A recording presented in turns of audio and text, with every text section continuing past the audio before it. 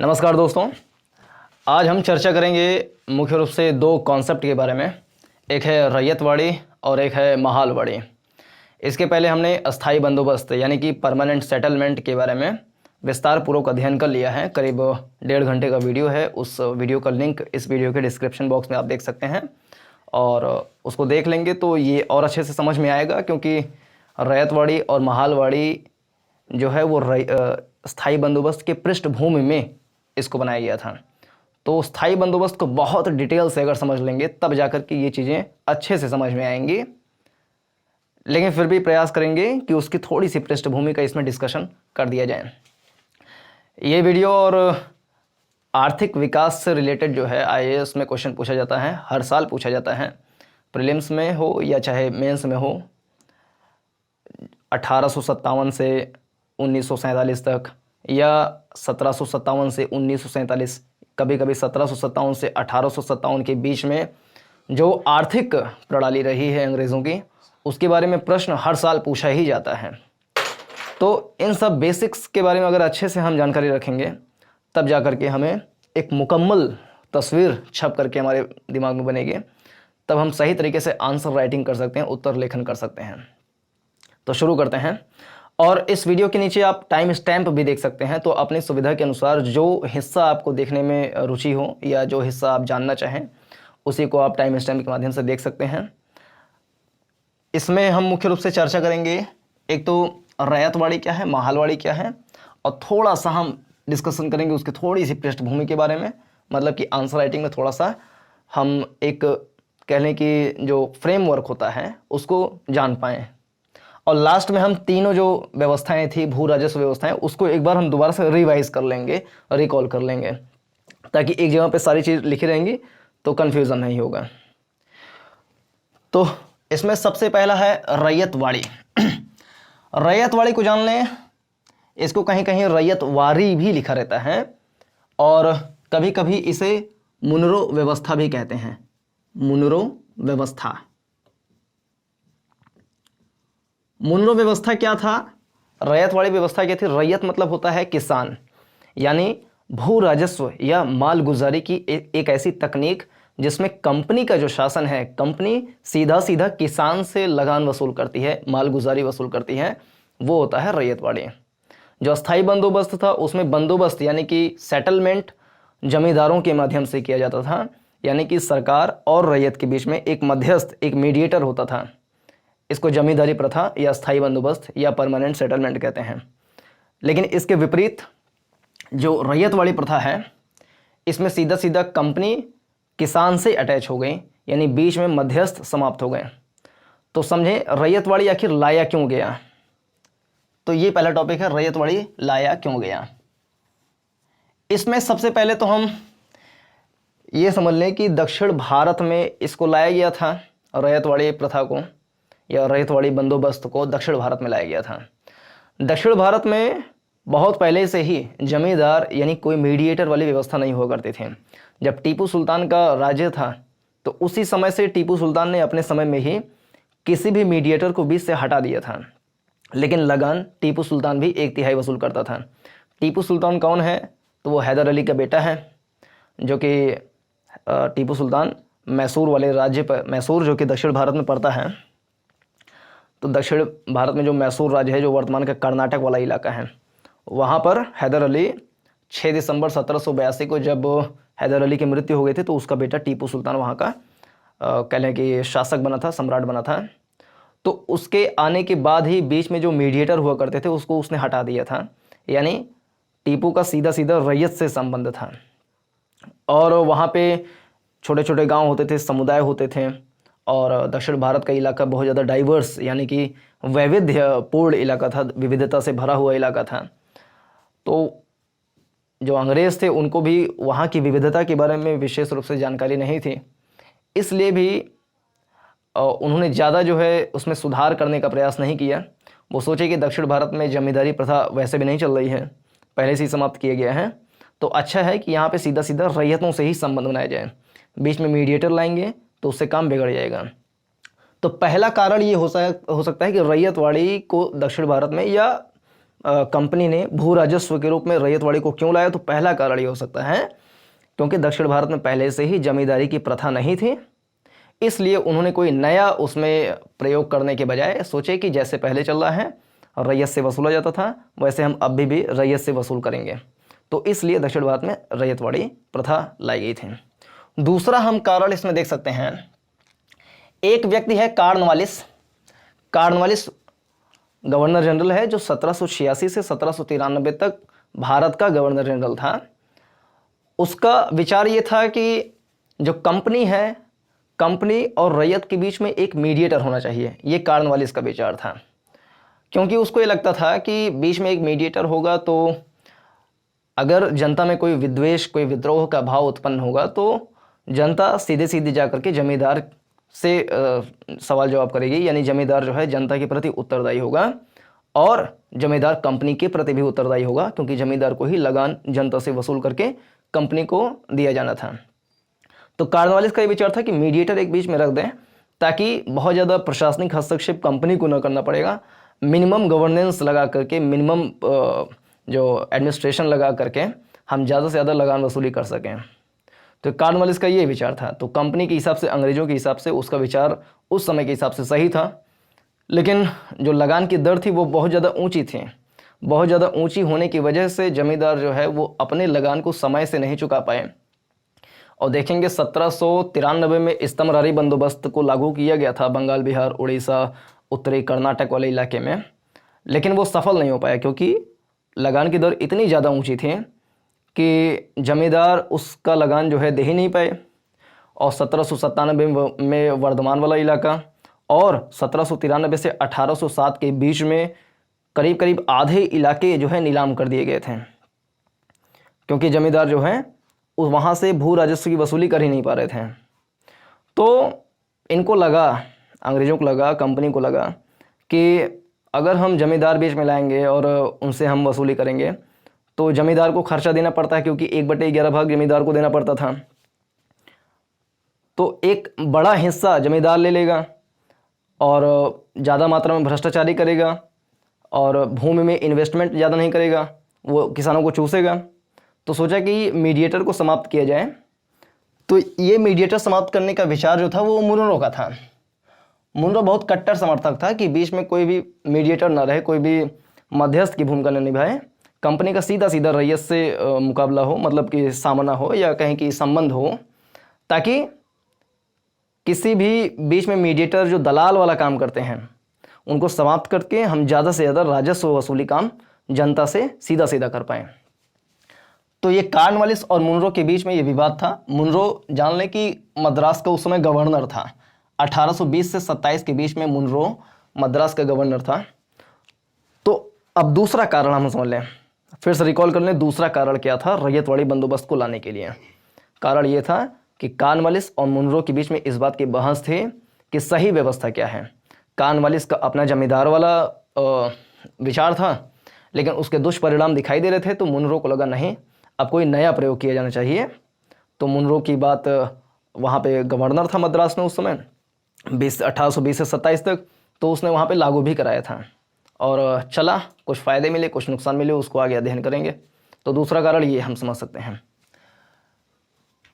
तीसरा कारण क्या था, एक व्यक्ति यूरोप में प्रसिद्ध हो रहा था, रिकार्डो इसका नाम था। रिकार्डो एक अर्थशास्त्री, एक लेखक, उन्होंने एक पुस्तक लिखी थी। पुस्तक का नाम आप बता सकते हैं कमेंट सेक्शन में क्या है। तो उस पुस्तक में रिकार्डो ने यह सिद्धांत दिया था, कृषि अधिशेष। जैसे अधिशेष मतलब क्या होता है कि किसी चीज़ से फ़ायदा निकलना, वो अधिशेष होता है, मोटी मोटा कहें। जैसे एक होता है राजस्व अधिशेष, यानी कि सरकार जितना इन्वेस्टमेंट कर रही है, जितना एक्सपेंडिचर कर रही है, उससे ज़्यादा अगर उसको रेवेन्यू मिल रही है तो उसको बोलते हैं राजस्व अधिशेष। और अगर सरकार का एक्सपेंडिचर ज़्यादा है, रेवेन्यू कलेक्शन कम है, तो उसको बोलते हैं राजस्व घाटा, यानी कि रेवेन्यू डेफिसिट।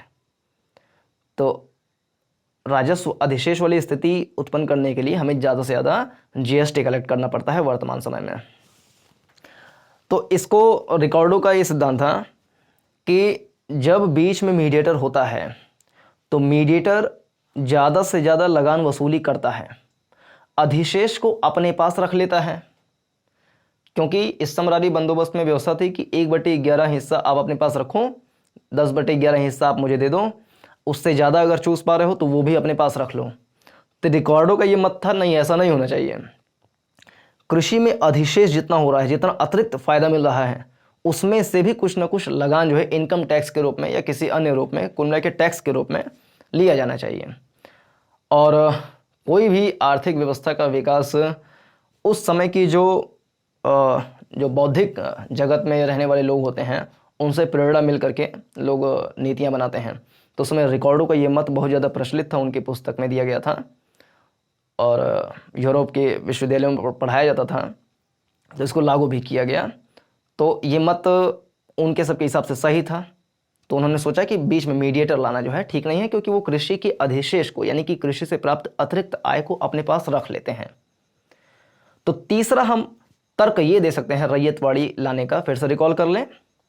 तीसरा तर्क ये है कि रिकॉर्डो यूरोप में उस समय प्रसिद्ध हो रहा था, उसने सिद्धांत दिया था कि कृषि अधिशेष पर भी राज्य को लगान वसूल करना चाहिए, इसलिए भी रैयतवाड़ी बंदोबस्त को लाया गया था। तो हमने 3 कारण समझ लिया। चौथा कारण क्या है? अधिक लाभकारी। रैयतवाड़ी बंदोबस्त अधिक लाभकारी था। क्यों लाभकारी था? क्योंकि इस्तमरारी बंदोबस्त में बीच में मीडिएटर होता था, वो अतिरिक्त आय वही कमा लेता था, कृषि अधिशेष को भी अपने पास रख लेता था, 1/11 हिस्सा भी अपने पास रख लेता था। जिस क्षेत्र से उसको कम इनकम हो रही है उस क्षेत्र को वो खुद नीलाम कर देता था। यानी कि तब तो कंपनी को दिक्कत आएगी, क्योंकि जहाँ से जमींदार को फ़ायदा नहीं मिल रहा है वो खुद ही नीलाम कर दे रहा है, जहाँ से फ़ायदा मिल रहा है वहाँ से खूब चूज़ करके अपना अमीर बन रहा है। तो मुनरो का और कैप्टन रीड एक लोग हैं, उनका विचार था कि बीच से मीडिएटर को समाप्त करके रैयत से जुड़ें ताकि हमें ज़्यादा से ज़्यादा मुनाफा मिल सके। तो चौथा कारण ये हम लिख सकते हैं।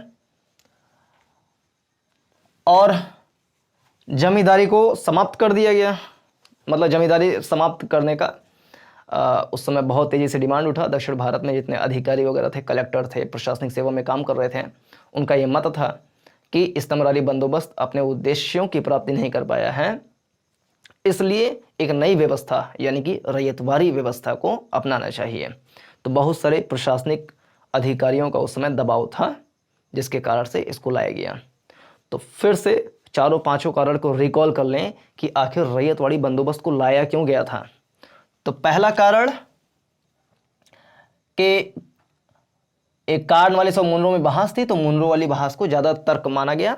दूसरा कारण ये अधिक लाभकारी था। इसके अलावा रिकार्डो का उसमें सिद्धांत चल रहा था कि कृषि अधिशेष से भी लगान वसूला जाना चाहिए, और जमींदारी को उस समय ख़त्म करने का बहुत तेज़ी से मांग उठ रहा था। एक कारण हम ये लिख सकते हैं कि 1810 में जो है क्या था कि जब द्वैध शासन प्रणाली को सन 1765 से 72 तक बंगाल में लागू किया गया था, तो 1770 के दशक में कई बार बंगाल में अकाल पड़े, और 1769-70 का अकाल बहुत ज़्यादा फेमस है। उसमें करीब 1/3 जनता जो है वो या तो मर गई या तो पलायित हो गई। तो जो भूमि से राजस्व वसूली हो सकता था वो बहुत ज़्यादा कम हो गया, तो सरकार को घाटा उठाना पड़ा था। उसके बाद जब सन 1772 में वॉरेन हेस्टिंग्स गवर्नर बना था बंगाल का, तो उसने द्वैध शासन प्रणाली को जो है समाप्त कर दिया था। उसने कहा द्वैध शासन प्रणाली अब नहीं रहेगी। उसने रेवेन्यू बोर्ड की स्थापना करी, दीवानी पद को समाप्त कर दिया, और रेवेन्यू बोर्ड में जो अधिकारी होते थे वही सीधा सीधा जाकर के कलेक्शन करते थे। उनके भी सहयोग के लिए दीवान वगैरह हुआ करते थे, लेकिन वो अंग्रेज़ों की एकदम प्रत्यक्ष कंट्रोल में होते थे। तो वॉरेन हेस्टिंग्स ने एक चीज़ कहा कि बोली लगाने वाला उसने सिद्धांत लागू किया था कि अब ज़मीन पे जो है बोली लगाई जाएगी, और जो ज़्यादा बोली लगाएगा उसको ज़मीन दे दिया जाएगा, वो लगान वसूल करके हमें देगा। सबसे पहले जो बोली वाला काम चला वो 1772 से 77 तक 5 सालों के लिए चला था। उसके बाद इसे हर साल 1-1 सालों के लिए कर दिया गया, यानी अब जो बोली लगाएगा 1977 के बाद उसको 1 साल के लिए किसी क्षेत्र का जो है अस्थायी रूप से मालिक बना दिया जाएगा। 1 साल के बाद उस भूमि का पुनर्निर्धारण किया जाएगा कि कितना राजस्व वसूल किया जाए। लेकिन इसके भी नकारात्मक प्रभाव देखने को मिले। तो 1790 के आसपास जो है स्थिति जब खराब होती चली गई, तो एक नया आया था गवर्नर जनरल 1786 में ही, लॉर्ड कॉर्नवालिस। तो वो कहा कि ये जो बोली लगाने वाली प्रथा है ये सही तरीके से नहीं चल पा रही है, क्योंकि इसमें भी जो है बहुत भारी मात्रा में भ्रष्टाचार हो रहा है। तो काफ़ी लोग जो है वो जुटे कि अब कौन सी नई व्यवस्था लाएँ, कौन सी नई व्यवस्था लाएँ। तो इस्तमरारी व्यवस्था लाए, जो कि 1790 में इसको पहली बार जो है पायलट प्रोजेक्ट के तहत लागू किया गया था। 10 सालों के लिए लागू किया गया था, लेकिन उसके अच्छे परिणाम देखने को मिले 1790, 91, 92 में ही अच्छे परिणाम देखने को मिले थे। इसलिए इस्तमरारी व्यवस्था को 1793 में ही लागू किया गया और कर वसूलने का जो आधार वर्ष बनाया गया उसको भी 1790-91 ही बनाया गया था। लेकिन बाद में जो है इस्तमरारी बंदोबस्त भी नहीं चल पाया ठीक तरीके से, तो रैयतवाड़ी बंदोबस्त को लाने का विचार बहुत तेज़ी से पनपने लगा था। तो ये हमने समझा। तो उस समय जो 1770-1780 का दशक था, उस समय खेती में जो प्रोडक्शन हो रहा था, जो प्रोड्यूस होता था, उसकी मार्केट डिमांड जो है, हम कह लें उत्पादन ही नहीं था, तो उनको लाभ नहीं मिल पाता था, किसानों को लाभ नहीं मिल पाता था, क्योंकि सारा का सारा लगान में ही चला जाता था। 30%, 40%, एक बड़ा हिस्सा, अगर हम अस्थाई बंदोबस्त में बात करें तो एक बहुत बड़ा हिस्सा जो है, करीब जो सर जॉन शोर जब बाद में 1793 से 98 गवर्नर जनरल बने थे, तो उसने अनुमान लगाया कि पूरे कृषि उत्पाद का करीब करीब 45% हिस्सा, 45% of the whole produce that is produced by जो एग्रीकल्चरल है, तो वो सरकार के पास ही चला जा रहा है। तो उसने अनुमान लगाया था 45% हिस्सा सरकार ले लेती है, 15% हिस्सा जमींदार ले लेता है, और बचा हुआ जो आधे से कम हिस्सा है वही उसके पास बचता है। तो किसानों की हालत बहुत ज़्यादा बिगड़ गई।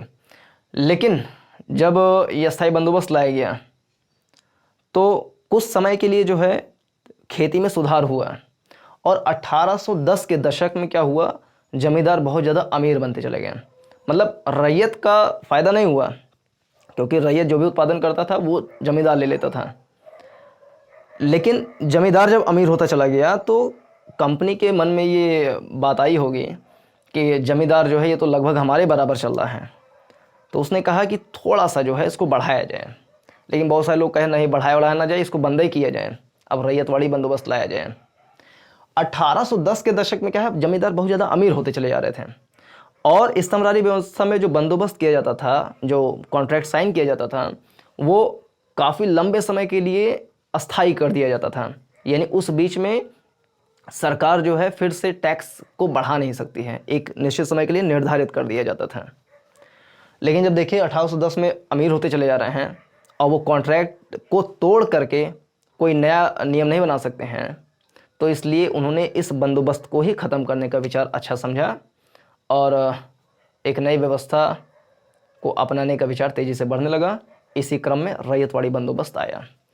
तो ये अभी तक हमने समझा कि रैयतवाड़ी बंदोबस्त क्यों लाया गया था। अब हम समझेंगे कि ये कहाँ और किसने कब लागू किया। तो सबसे पहले इस रैयतवाड़ी बंदोबस्त को 1792 में लागू किया गया था। ये बहुत कुछ डेट बहुत इंपॉर्टेंट होते हैं, उसको नोट कर लेना चाहिए और उसको थोड़ा सा दिमाग में मेमोराइज करना चाहिए। असल में कुछ डेट्स वगैरह, कुछ नाम वगैरह और कुछ संदर्भ वगैरह याद होने से क्या होता है कि आंसर राइटिंग में जान आ जाती है, और जब आंसर राइटिंग में जान आ जाती है तब जाकर के जहाँ तक मुझे लगता है कि कोई उसका मार्क्स देने का उसका मन करेगा। अगर हम सतही तरीके से किसी चीज़ को लिखते हैं तो शायद उसको उसमें जो मार्क्स दिया जाए उसमें ज़्यादा रुचि ना हो, वो कुछ नंबर दे करके आगे चला जाए। लेकिन जब कुछ फैक्ट्स, फिगर्स, संदर्भ, प्रसंग, उस समय की जो पृष्ठभूमि वो अगर समझ में आती रहती है तब जाकर के जान आ जाता है, ठोसपन आ जाता है। तो रैयतवाड़ी बंदोबस्त को सबसे पहले एक पायलट प्रोजेक्ट के तहत मद्रास में एक कैप्टन था, कैप्टन रीड नाम था उसका, कैप्टन रीड ने सबसे पहले पायलट प्रोजेक्ट के तहत यानी कि प्रयोग करने के लिए कि क्या रैयतवाड़ी बंदोबस्त काम कर सकता है, उसने 12 महल एक स्थान है, 12 महल में सबसे पहले लागू किया था।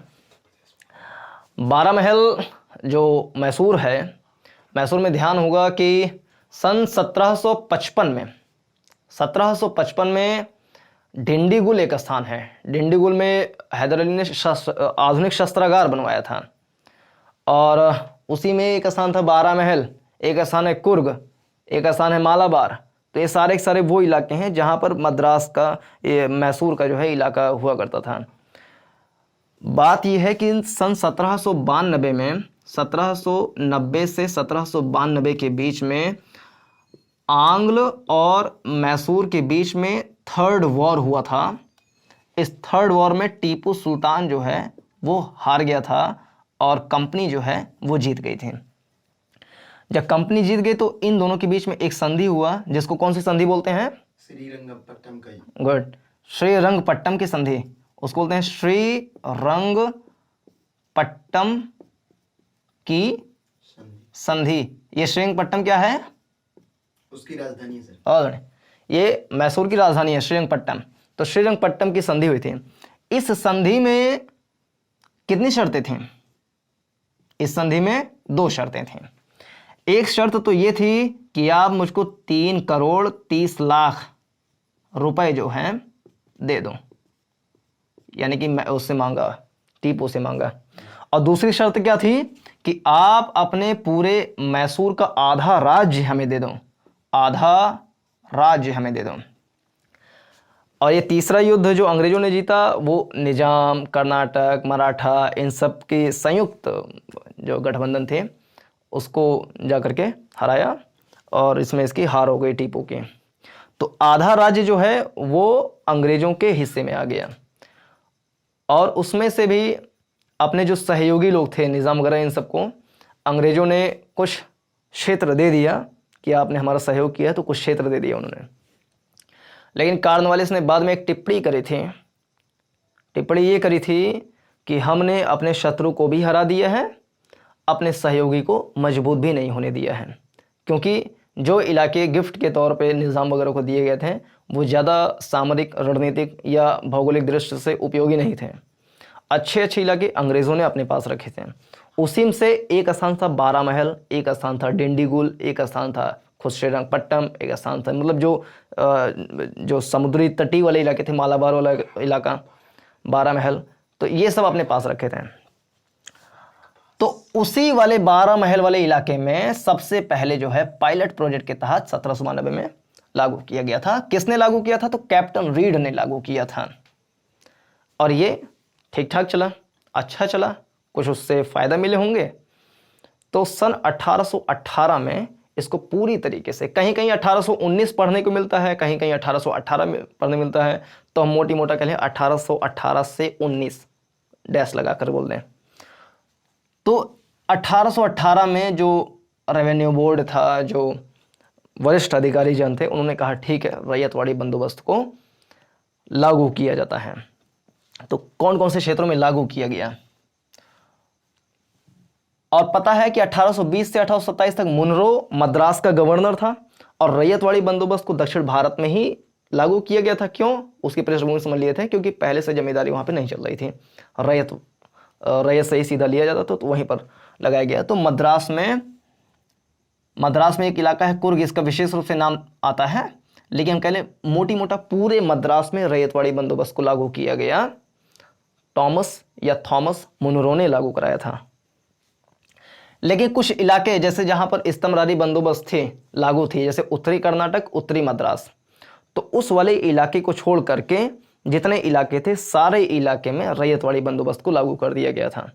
और पता होगा कि इस्तमरारी बंदोबस्त अंग्रेजों द्वारा अधिकृत पूरे भूभाग के 19% हिस्से पर लागू किया गया था। और ये जो है रैयतवाड़ी बंदोबस्त, इसको अंग्रेजों द्वारा अधिकृत कुल भूभाग के 51% हिस्से पे लागू किया गया था। उसमें एक बहुत बड़ा इलाका मद्रास वाला था। थॉमस मुनरो जो था बहुत कट्टर समर्थक था इस बात का कि रैयतवाड़ी बंदोबस्त ही होना चाहिए, जिससे अंग्रेजों की आय जो है वो ज़्यादा मात्रा में बढ़ाई जा सके। एक बार कैप्टन रीड ने भी कुछ ऐसे नियम बनाए थे, हालांकि कैप्टन रीड भी इसका समर्थक था, देख सकते हैं कैप्टन रीड ने सबसे पहले इसको लागू किया था। लेकिन कुछ ऐसे नियम बनाए थे जो शायद रैयतवाड़ी से थोड़ी थोड़ी जमींदारी की ओर जा रहे थे, या कहें कि ठीक प्रकार से लागू नहीं हो पाया, या ये कहें कि रैयत और कंपनी के बीच में कुछ मध्यस्थ साहूकार के रूप में आने शुरू हो गए थे।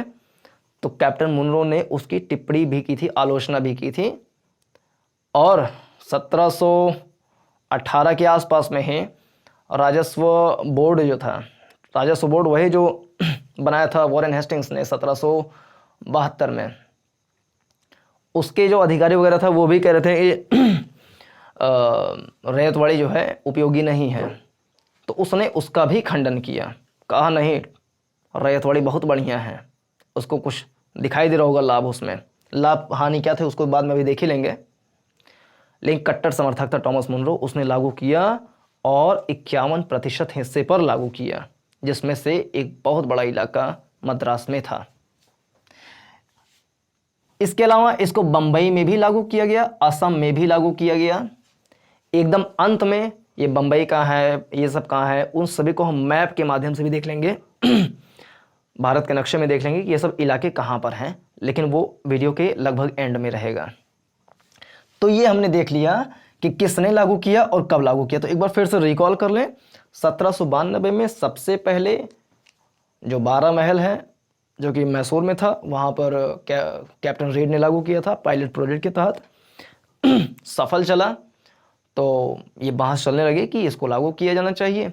टॉमस मुनरो जो कि 1820 से 27 तक मद्रास का गवर्नर था, वो कट्टर समर्थक था। उसने उन सारे इलाके जहाँ पर इस्तेमारी बंदोबस्त पहले से लागू था को छोड़ करके सभी इलाकों पर, जिसमें कुर्ग भी शामिल था, में लागू कर दिया। इसके अलावा बम्बई, असम के इलाके में भी लागू किया गया था। तो ये हमने समझ लिया कहाँ और किसने लागू करवाया। अब हम ये आराम आराम से समझ लें कि आखिर ये रैयतवाड़ी बंदोबस्त था क्या। तो क्या था में पहला बिंदु हम देखेंगे कि जो जमीन का स्वामित्व था वो किसान के पास आ गया। ये बहुत बड़ी घटना हुई। इसके पहले इस्तेमारी बंदोबस्त में जमीन का मालिक जमींदार हुआ करता था। जमींदार कभी कभी 400 गांव तक का अपना मतलब वो उसका कंट्रोल हुआ करता था, और वो अपने अंडर में बहुत सारे क्या रखता था, अमले रखता था। अमले रखने की व्यवस्था को क्या बोलते थे, पटनी व्यवस्था। ये सब पता होना चाहिए। सबसे ऊपर कंपनी, उसके नीचे जमींदार, उसके नीचे बहुत सारे अमले जो वसूली कर रहे हैं, दैट इज कॉल्ड पटनी व्यवस्था। और उसके नीचे रैयत, और सबसे नीचे शिकमी रैयत। यानी कि जो जमीन का स्वामित्व किसके पास होता था, तो जमींदार के पास होता था। यानी कि जमींदार अपने जमीन को किसी को भी हस्तांतरित कर दे, बेच दे, नीलाम कर दे, जितना मन के उतना वसूली करे, कुछ भी करे। पुश्तैनी बना दी गई थी, उत्तराधिकार जो उसका होगा वो अगला जमींदार बन जाएगा। लेकिन इसमें रैयतवाड़ी बंदोबस्त में रैयत को जमीन का मालिक बनाया गया। बीच में सभी मीडिएटर को समाप्त कर दिए गए थे। तो जमीन का मालिक, स्वामित्व किसान को बनाया गया। यानी किसान अब अपनी ज़मीन को किसी को भी दे, किसी को बेचे, उसका उत्तराधिकारी किसी कोई भी हो उसको दे देना था। लेकिन हाँ ये भी था कि अगर ये अपने ज़मीन से माल गुजारी देने में अक्षम होता है, नहीं दे पाता है, तो कंपनी इसकी भी ज़मीन को नीलाम या बिचवा सकती है। ये व्यवस्था अभी भी थी, बस स्वामित्व को बदल दिया गया था। जहाँ पहले इंटरमीडियरीज थे वहाँ अब फार्मर आ गया। लेकिन वो शर्तें कि नहीं दे पाने की स्थिति में नीलाम कर देना, वो इसमें भी यथावत चल रही थी। अगला बिंदु पुनर्निर्धारण। पुनर्निर्धारण मतलब कि जमीन से कितना टैक्स कलेक्शन करना है, कितनी रेट में टैक्स कलेक्शन करना है, इसका पुनर्निर्धारण समय समय पर किया जाना था रैयतवाड़ी बंदोबस्त में। अक्सर कहीं कहीं मिलता है कि 7 से 10 सालों के लिए था, और कभी कभी कहीं पढ़ने को मिलता है कि 20 से 30 सालों के लिए था।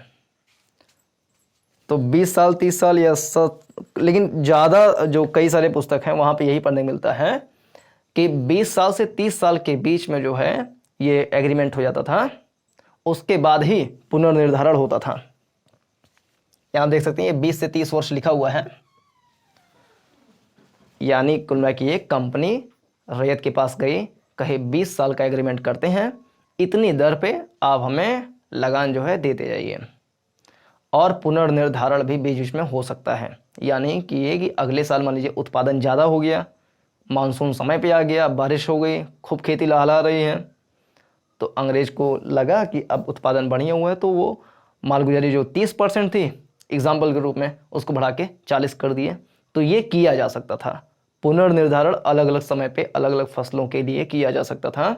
जबकि स्तंभरारी बंदोबस्त में एक बार जो टैक्स का रेट फिक्स कर दिया जाता था, जितने समय के लिए किया जाता था, उतने समय के बीच में कभी भी पुनर्निर्धारण संभव नहीं था। जबकि इसमें जब चाहे तब टैक्स का पुनर्निर्धारण कर सकते थे, लेकिन मोटी मोटा 20 से 30 साल के लिए इसमें भी हो जाता था। तीसरा बिंदु ये क्या है, में समझौता जो है वास्तविक किसान से होता था, वास्तविक किसान से। दक्षिण भारत में जो रैयत अपनी जमीन पे काफी सालों से, अपने एंसेस्टर्स के समय से, पूर्वजों के समय से जिस भूमि को जोत बो रहे हैं, जहां से अन्न उपजा रहे हैं, अपना पेट पाल रहे हैं, परिवार चला रहे हैं, उन्हीं से सीधा सीधा, यानी बीच में किसी भी प्रकार का साहूकार, ये लंबरदार, जमींदार, इन सबको नहीं लाया गया। जो वास्तविक किसान थे उनसे ये समझौता किया गया, लेकिन इसके नुकसान भी हुए, क्योंकि बीच में जमींदार एक बहुत बड़ा प्रशासन खुद से ही चलाता था। लेकिन जब ये ला दिए गए बीच में, यानी उनको हटा दिया गया बीच से, तो बहुत सारे अधिकारी अंग्रेज़ों के काम करने लगे, जिससे अंग्रेज़ों का अपना खर्चा बहुत ज़्यादा बढ़ गया। ये उसकी हानि हुई थी, उसको बाद में देखेंगे ही। लेकिन समझौता अब वास्तविक किसानों से, जो रियल फार्मर्स हैं, उनसे होने लगा था। अगली बिंदु नीलामी, इसको बता ही दिए कि अगर किसान अपने ज़मीन से निर्धारित दर की मालगुजारी देने में अक्षम होता है तो वो अपनी ज़मीन को नीलाम करवा सकता है, या कंपनी खुद उसकी ज़मीन को नीलाम कर सकती है। ये था। छूट किसी प्रकार की नहीं थी। जैसे जब राजा, महाराजा, शासक, नवाब ये सब मालगुजारी लेते थे, तो उनकी नीति ये थी कि ये हमारी प्रजा है और प्रजा का देखभाल करना एक राजा का कर्तव्य होता है। जब खेती में उपज नहीं हुआ है तो राजा अपनी जनता का ये इमोशन, सेंटिमेंट समझ करके कभी कभी उनके लगान में छूट भी कर दिया करते थे। लेकिन अंग्रेज़ अगर सूखा पड़ गया है, अकाल पड़ गया है, लेकिन फिर भी उनसे उतनी ही दर से लिया ही करते थे। किसी प्रकार की छूट और रियायत किसी भी स्थिति में नहीं थे। वर्तमान युग में देखा जाए, इस समय के आधुनिक समाज में, तो जो कॉन्ट्रैक्ट होता है उसमें एक ऐसा प्रावधान रहता है कि अगर किसी अनिश्चित स्थिति में, किसी अकाल आपदा की स्थिति में, अगर जो एग्रीमेंट करने वाले जो दोनों पार्टी हैं उसमें से कोई भी एकदम आपात स्थिति में फंस जाए, कि उसको कोई बहुत बड़ा रोग हो गया है, वो एग्रीमेंट की शर्तों को पालन कर ही नहीं सकता है, तो सभी अच्छे जो उसमें होते हैं, जैसे भारत का कॉन्ट्रैक्ट जो एक्ट है, यानी कि बंदोबस्त अधिनियम कह लें या करार अधिनियम कह लें, उसमें भी एक प्रावधान ये रहता ही है कि अगर बहुत आपात स्थिति में करार की शर्तों को पूरा नहीं किया जा रहा है तो दंडिक कार्यवाही नहीं की जाएगी। लेकिन उस समय ऐसा नहीं था। उस समय था कि अगर आप शर्तों को पूरा नहीं कर पा रहे हैं तो उस स्थिति में भी आपसे लगान वसूल किया जाएगा। किसी भी प्रकार की रियायत नहीं थी। और ये इतना तगड़ा था कि बहुत तगड़ा दक्षिण भारत में भी अकाल पड़ा था और काफ़ी लोग कृषि समाज को छोड़ करके उद्योग वाले समाज में अपने आप को लेकर के जाने लगे थे। तो ये हमने समझ लिया कि आखिर ये रैयत वाली बंदोबस्त था क्या। अब हम समझेंगे कि इसके क्या लाभ और क्या हानियां हुई। तो पहला इसमें हानि हुआ, बहुत बड़ा हानि क्या हुआ कि प्रशासनिक खर्च। देखिए, अंग्रेजों को अगर हानि हो रहा है तो इसका मतलब ये नहीं कि हमें खुश हो जाना चाहिए। अंग्रेजों को अगर हानि हो रहा है तो उसको लाभ में परिवर्तित करने के लिए वो किसी भी कीमत में जा सकते थे। अभी हम ये सुन करके खुश होने वाली बात नहीं कि उनका हानि हो रहा था, ये हमें दुख होने वाली बात है कि उनका पेटवा ही नहीं भर रहा था। हर स्थिति में भी उनको हानि हो रहा था, तो वो किसी भी कीमत पे जाकर के लगान वसूली किसी भी दर पर करने के लिए तैयार थे, चाहे अकाल पड़े, चाहे भूखे मरे। तो प्रशासनिक खर्च बहुत ज़्यादा बढ़ गया। क्यों बढ़ गया? क्योंकि बीच से इंटरमीडियरीज को समाप्त कर दिया गया। जो जमींदार थे अपने अंदर बहुत सारे पटनी व्यवस्था खुद ही बनाए रखते थे, खुद ही जाके लगान वसूल कर रहे हैं। एक बहुत बड़ा उसमें से हिस्सा दे रहे हैं अंग्रेज़ों को, जो कि नियत आय थी। एक सनसेट लॉ भी बना हुआ था, 1793 में 94 में बनाया गया था कि अगर आप एकदम निर्धारित तिथि के सूर्यास्त होने से पहले पहले तक निश्चित अमाउंट ऑफ लगान नहीं जमा कर देते हैं, आपकी ज़मीन नीलाम कर दी जाएगी। तो ऐसी व्यवस्था, इतनी बढ़िया व्यवस्था चल रही थी, सब भी इसे समाप्त कर दिया गया। तो जो कलेक्टर हुआ करते थे, कलेक्टर और बहुत सारे उनके अधिकारी इस काम में लग गए और बहुत ही ज़ोर शोर से लगे, बहुत ही जोशीले होकर के लगे। उनको बहुत ही इसमें मज़ा आया, उनको रास आया कि अरे बहुत अच्छी व्यवस्था है। क्यों? क्योंकि बीच में अब इंटरमीडियरीज वाला काम लगभग कलेक्टर करने लगे थे। कलेक्टर कलेक्शन करने लगे रेवेन्यू का, यानी अब उनको भ्रष्टाचार करके अपनी जेब भरने का मौका मिला। इसलिए प्रशासनिक अधिकारियों के बीच में ये बहुत ही ज़्यादा प्रचलित, बहुत ही ज़्यादा लोकप्रिय रहा था, क्योंकि ये जनता से ज़्यादा अमाउंट ऑफ रेवेन्यू कलेक्ट करके एक निश्चित जो कि एग्रीमेंट में किया गया है वो कंपनी को दे दिए, बाकी रख करके जेब में चले गए अपने देश में, पकौड़ा तल तल के खा रहे हैं बारिश में मेहरारू के साथ अपने। लेकिन इससे कंपनी का अपना प्रशासनिक खर्च बहुत ज़्यादा बढ़ गया, क्योंकि उनकी अपने एक बहुत बड़ा सिस्टम लग गया है इस काम में। दूसरा, इसमें एक फ़ायदा क्या हुआ, एक हानि हुआ अंग्रेज़ों का, तो एक लाभ भारतीयों का क्या हुआ कि रैयत जो हैं, जो किसान हैं, वो अधिक स्वतंत्र हो गए, स्वायत्त हो गए। इस्तमरारी व्यवस्था में रैयत नाम की कोई चीज़ ही नहीं थी। वो खाली एक नौकर के तरीके से, एक बटाईदार के तरीके से काम करते थे। लेकिन इसमें रैयत को ज़मीन का मालिक बना दिया गया, स्वामित्व बना दिया गया। तो रैयत को बहुत ज़्यादा स्वतंत्र कर दिया गया कि वो अपनी ज़मीन पे कुछ भी बुआई करें, कुछ भी करें, उसका खरीद फरोख्त करें, नीलाम करें, बेचें, उत्तराधिकारी को दें, नात रिश्तेदार को दें, पूरी तरीके से स्वतंत्र किया गया था। वो अपने ज़मीन से ज़्यादा अगर उत्पादन कर पा रहे हैं तो जो कृषि अधिशेष है उसको भी अपने पास रख सकते हैं। खाली जो अमाउंट निश्चित किया गया है, एक बहुत बड़ा अमाउंट, करीब 33% के आसपास, वही 33% यानी 1/3 उपज लेते थे मालगुजारी के तौर पे, वही 1/3 हमको दे दीजिए। उत्पादन कर रहे हैं, मान लीजिए कि 100 का उत्पादन किया है तो 33 अंग्रेज़ों को दे देना है। मान लीजिए कि 200 का उत्पादन किया है तो 66 अंग्रेज़ों को दे देना है, बाकी अपने पास रख लेना है। 100 की स्थिति में उसके पास कितना बचेगा? 66 बचेगा रैयत के पास। जबकि 200 की स्थिति में रैयत के पास कितना बचेगा? तो 6 दूनी 12 कहाँ से लगा? 1 6 दूनी 12 1 13, 132 बचेगा। लेकिन हाँ, इस स्थिति में 66 उसको भी देना पड़ेगा। लेकिन जो पहले 66 कमा रहा था वो बढ़ी हुई स्थिति में अपने पास ये वाला हिस्सा रख सकता है,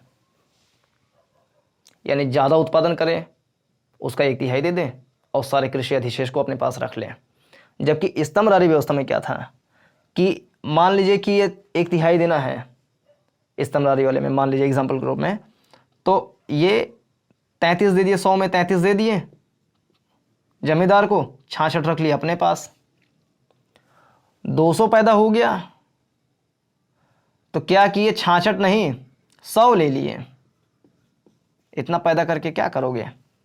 तो 100 ले लिए, उसको 100 दिए, 66 दे दिए उसको, 33 धर लिए अपने पास, और जो किसान 132 पा सकता था उसको 100 दिया। यानी जो 32 रुपये का अधिशेष बचा था वो भी जमींदार अपने पास ले लिया।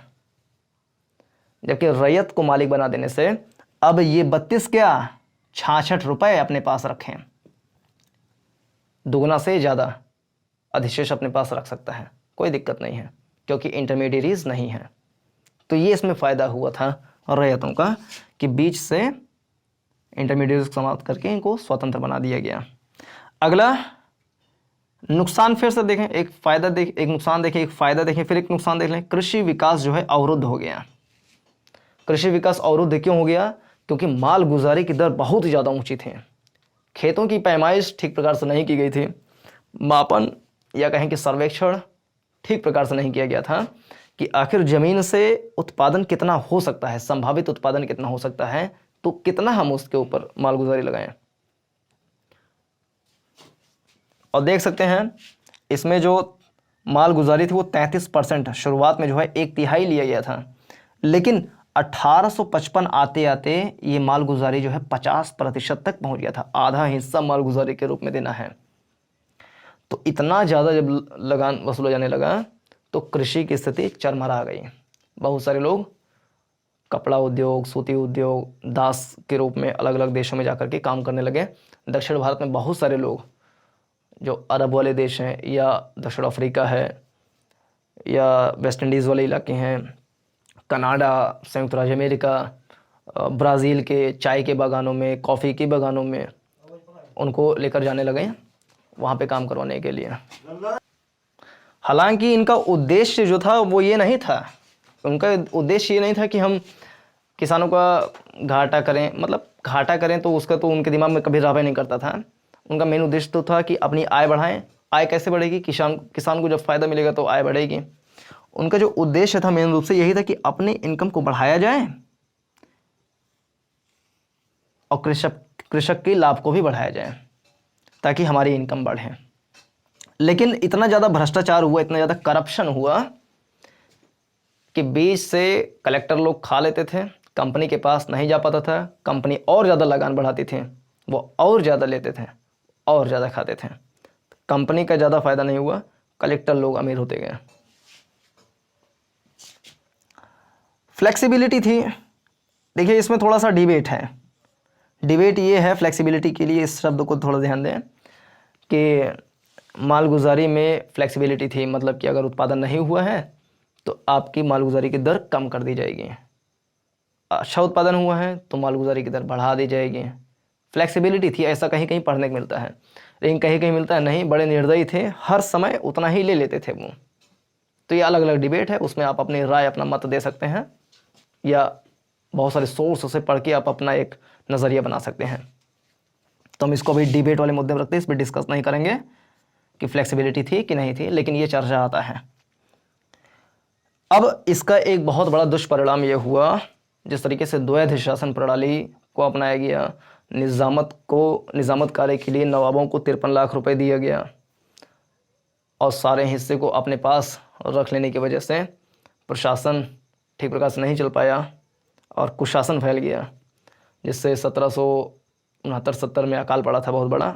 ऐसे ही ये ठीक प्रकार से नहीं लागू कर पाए ये लोग, इसके कारण से 1877-78 में एक बहुत बड़ा अकाल पड़ा था। तो ये हम कह लें इसके कुछ लाभ और कुछ हानियाँ थी। अब हम थोड़ा सा महालवाड़ी, बहुत छोटा सा टॉपिक है, मुश्किल से 10 मिनट में कंप्लीट हो जाएगा, इसके बारे में डिस्कस कर लेते हैं। महालवाड़ी व्यवस्था में एक मूलभूत परिवर्तन किया गया। परिवर्तन ये किया गया, स्तंभदारी बंदोबस्त में बीच में जमींदार था और रैयतवाड़ी में जमींदार हटा दिया गया। महालवाड़ी में बीच में महाल को लाया गया।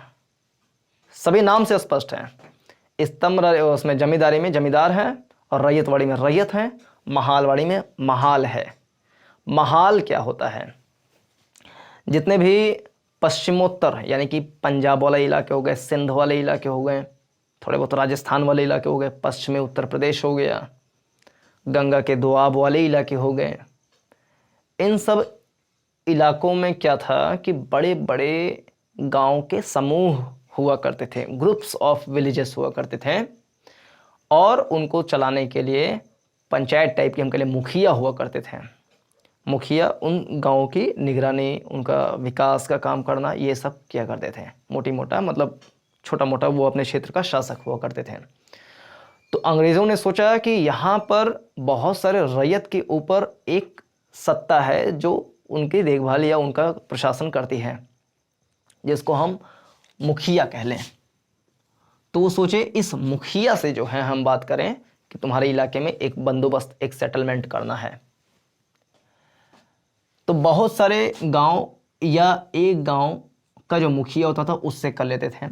इसी गांव को कुछ लोग जागीर भी बोल देते हैं, और बहुत सारे गांव के समूह को महाल भी बोल देते हैं। कहीं कहीं महल लिखा हुआ मिल जाता है, लेकिन कई जगह हमने देखा महाल लिखा हुआ मिला है। तो बहुत सारे गांवों के समूह को महाल कहते हैं, और उन महाल पे जो प्रशासन करता है उसको मुखिया बोलते हैं। तो मुखिया जो वहाँ पे प्रशासन करता था, वो जो प्रथा चल रही थी कि एक छोटी सी सत्ता है, वो कुछ गांवों पे प्रशासन चला रही है, कुछ महाल पे प्रशासन चला रही है, इसको बोलते थे ग्राम प्रथा। तो इसी ग्राम प्रथा का अंग्रेजों ने फ़ायदा उठाया, एग्रीमेंट महाल से जाकर के किया, मुखिया से जाकर के किया। उस मुखिया को कभी कभी लंबड़दार भी बोल देते हैं। यानी यहाँ पर भी इंटरमीडिएरीज आए, मुखिया के रूप में आए। तो महाल वाली व्यवस्था में यही है, सबसे ऊपर कंपनी, बीच में लंबड़दार या महाल या मुखिया या ग्राम अधिकारी या जागीर का मालिक, और उसके नीचे रैयत। तो अंग्रेज़ों ने एक निश्चित कर दिया कि आपसे जो है इतना % हम लेंगे। मतलब वहाँ पर भी भूमि की पैमाइश वगैरह नहीं की गई थी, अनुमान लगाया गया था कि हम इतना हिस्सा लेंगे। और जब वो देते थे इतना हिस्सा, तो पता लगा वो कभी कभी रैयत के कुल उत्पादन का 80% हिस्सा तक हो जाया करता था, जो मालगुजारी के रूप में देना पड़ता था मुखिया को, जो जा करके देता था कंपनी को। तो अनुमान के आधार पर कि ये ठीक से पैमाइश नहीं किए, तो ज़्यादा मांगने लगे। कहे कि मानो ज़्यादा हो जाए तो नुकसान ना हो जाए कंपनी को, ज़्यादा मांगने लगे। उस समय समझ लें जब महालवाड़ी प्रथा को लागू किया गया था, 1822 में लागू किया गया था महालवाड़ी प्रथा को या महालवाड़ी बंदोबस्त को। हालांकि इसका विचार 1819 में आ गया था, लेकिन 1822 में लागू किया गया था। अब इसी टाइम पीरियड को थोड़ा सा ध्यान रखें, तो 1813 से 1823 तक लॉर्ड हेस्टिंग्स जो था भारत का गवर्नर जनरल था, जिसने सर्वोच्चता का सिद्धांत, डॉक्ट्रिन ऑफ सुप्रीमेसी लेकर के आया था। तो उसी के समय में ध्यान होगा मराठा पूरी तरीके से हार गए थे, और मराठा का साम्राज्य राजपूताना तक, पंजाब तक, यहाँ सब दोआब तक, बुंदेलखंड के इलाके तक फैला हुआ था। तो वो सब अंग्रेज़ों के कब्जे में आ गए थे। तो उन्हीं सब इलाके में जहाँ जहाँ मराठों का कब्जा था, वहाँ अब अंग्रेज़ों का कब्जा हो चुका था। 1801 में अवध के साथ सहायक संधि की गई थी। तो अवध का बहुत बड़ा इलाका, आधा राज्य, सहायक संधि नहीं पूरा करने की वजह से 1848 के आसपास, 1854 में अवध का आधा इलाका जो है वो लॉर्ड डलहौजी ने हड़प लिया था, कुशासन के आरोप लगा करके। उसके पहले भी आधा इलाका सहायक सेना का खर्चा न उठा पाने के कारण देना पड़ गया था। यानी कि हम कह लें पूरा, अभी मैप में भी देख लेंगे हम, उत्तर प्रदेश का जितना पश्चिमी वाला इलाका है, मतलब आधा उत्तर प्रदेश, जिसमें मथुरा, आगरा, गंगा का दोआब, ये सब इलाके आ जाते हैं, वो सब के सब अंग्रेज़ों के हाथ में आ गए थे। उस वाले इलाके में सिंध, पंजाब, इन सबको भी 1819-20 उसके लॉर्ड हेस्टिंग्स के बाद उसको भी जीत लिया गया था। तो उन सभी इलाके में महालवाड़ी व्यवस्था को लागू किया गया था। किसने लागू किया गया था इसको देख ले, तो हाल्ट मैकेंजी एक नाम आता है, इसने लागू किया था। इसमें पहले 80% तक था, लेकिन जब भूमि की पैमाइश धीरे धीरे होने लगी तो उन्होंने अनुमान वाली नीति हटाई, जो टेक्निकलिटीज़ होती हैं उसमें जाकर गए, और उन्होंने निश्चय किया कि 50% जो है हम लगान के रूप में लेंगे। 1855 में जाकर के जब पैमाइश वगैरह हो गई तो मालगुजारी को 50% तक लेकर के चले आए थे, जो कि अपने आप में बहुत ज़्यादा ही थे। इस महालवाड़ी व्यवस्था को अंग्रेजों द्वारा अधिकृत कुल इलाके के 30% हिस्से पे लागू किया गया था, जिसमें से पहले बता दी नॉर्थ वेस्ट यानी उत्तर पश्चिम के इलाके, पंजाब, सिंध, इन सब इलाके में लागू किया गया। मिडिल इंडिया यानी कि मध्य प्रांत, मध्य भारत के इलाकों में लागू किया गया, जो नागपुर वाला इलाका है, क्योंकि वो भी सब लॉर्ड हेस्टिंग्स ने जीत लिए थे। 1819 तक पूरा पंजाब, वो मराठा ख़त्म हो गया था। तो मध्य वाले इलाके में, नागपुर वाले इलाके में पूरा इसको लागू किया गया। गंगा के दोआब में लागू किया गया। इसमें एक चीज़ ये जान लें कि इसमें पुनर्निर्धारण किया जा सकता था, यानी अस्थायी बंदोबस्त की तरह एक निश्चित समय के लिए एक निश्चित अमाउंट का निर्धारण नहीं किया जाता था। इसमें फ्लेक्सिबिलिटी थी, कभी भी चाहे उत्पादन बढ़ गया है तो पुनर्निर्धारित कर सकते हैं कि अब 50 नहीं अब 55 लेंगे। तो ये फ्लेक्सिबिलिटी थी, पुनर्निर्धारण कर सकते थे इसमें। तो ये हमने समझ लिया महालवाड़ी व्यवस्था क्या है।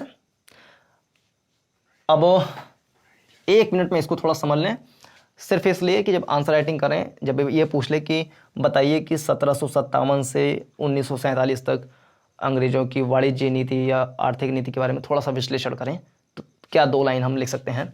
एक तो ब्रिटिश पूर्व स्थिति क्या थी, इसको हम बता सकते हैं कि भारत जो है कृषि प्रधान देश था और आत्मनिर्भर था, रेजिलियंट था, जितना उत्पादन करता था वो अपने लिए कम से कम कमा लेता था, खा लेता था। लेकिन उसके बाद ब्रिटिश उपनिवेशवाद के चरण आरंभ हो जाते हैं। 1757 में प्लासी, बक्सर 1764 में जीत लेते हैं। तो 1813 तक जो है जब चार्टर वाला एक्ट आता है उसके पहले प्रथम चरण माना जाता है, जिसमें 1757 से 72 तक द्वैध शासन डायरकीन बंगाल लाया जाता है, जिसमें बहुत ज़्यादा चूसा जाता है। उसके बाद धन लूट का काल चलता है और द्वैध शासन के बारे में ही के.एम. पडिक्कर ने इसको डाकुओं का राज्य की संज्ञा दी थी। दूसरा चरण आता है 1813 से 1858 के बीच में। इसी के बीच में 1857 की क्रांति हुई थी। तो उसके बाद जो शासन है वो क्राउन के पास चला गया था इंग्लैंड के। तो उसके बाद दूसरा चरण स्टार्ट हो जाता है, जिसको औद्योगिक पूंजीवाद बोलते हैं और मुक्त व्यापार का समय बोलते हैं। इसके बारे में डिटेल में चर्चा करेंगे, अभी समय नहीं है। तीसरा चरण आता है 1858 से 1947 के बीच में। इसमें पूंजी निवेश पर बहुत ज़्यादा जोर दिया गया कि हम खेती में इन्वेस्टमेंट करेंगे, रेलवे बिछाएंगे, ये सब करेंगे, इंफ्रास्ट्रक्चर बनाएंगे। अब एक बार हम फिर से पूरा सा रिकॉल कर लेते हैं। भैया अब हम पूरा अस्थाई बंदोबस्त, रैयतवाड़ी, महालवाड़ी एक बार फिर से रिकॉल कर लें, बस एक नोट्स बना सकते हैं चाहे तो। मालगुजारी नीति में 3 प्रकार की व्यवस्थाएं थी, भू राजस्व की 3 व्यवस्थाएं थी। पहला था अस्थाई बंदोबस्त, इसको लॉर्ड कॉर्नवालिस जो कि 1786 से 93 तक गवर्नर जनरल था उसने लागू किया था। तो लागूकर्ता कौन है अस्थाई बंदोबस्त का? तो कॉर्नवालिस है। कब लागू किया था? 1793 में, अपने जाने से पहले लागू किया था।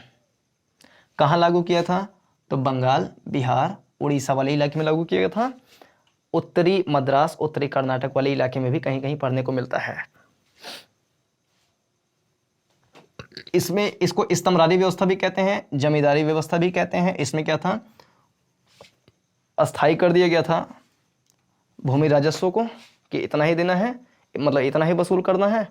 उसमें से जितना वसूल करेंगे आप, उसमें से 10/11 हिस्सा स्टेट को दे देना है, कंपनी को दे देना है, 1/11 हिस्सा जमींदार को अपने पास रख लेना है। ये स्तंभरादी व्यवस्था का मुख्य बिंदु है। स्तंभरादी व्यवस्था को कुल भूभाग के 19% हिस्से पर लागू किया गया था और 1794 में एक सनसेट लॉ भी आया था, उसके बारे में बता ही दिए पहले ही। दूसरी व्यवस्था थी रैयतवाड़ी, जिसके बारे में खूब डिस्कस किए। इसको सबसे पहले कर्नल लीड ने 1792 में 12 महल में लेकर के आए थे। उसके बाद मुनरो ने इसको पूरी तरीके से 1818-1820 में पूरे मद्रास में लागू कर दिया था। ये कुल उसके हिस्से का 51% हिस्से पे रैयतवाड़ी को लागू किया गया था। 1792 में पहली बार लागू किया गया था। उसके बाद जाकर के मद्रास, असम, बम्बई के इलाके में लागू किया गया था। रैयतवाड़ी में राजस्व जो है आधे तक लिया जाता था। शुरुआत में 33% तक था, लेकिन बाद में 1855 के आसपास 50% तक, आधे तक लिया जाने लगा। इसमें एग्रीमेंट सीधा किसान से किया जाता था। तीसरी व्यवस्था है महालवाड़ी व्यवस्था। इसको हाल्ट मैकेंजी ने मुख्य रूप से लेकर के आया था, लेकिन मार्टिन बर्ड का भी नाम आता है। इसको 1819 में लागू किया गया था महालवाड़ी व्यवस्था को। यहाँ देख सकते हैं 1819 में, देखिए थोड़ा कन्फ्यूजन हो सकता है। 1819 में महालवाड़ी का विचार आया था जी, लेकिन पूरी तरीके से लागू किया गया था 1822 में।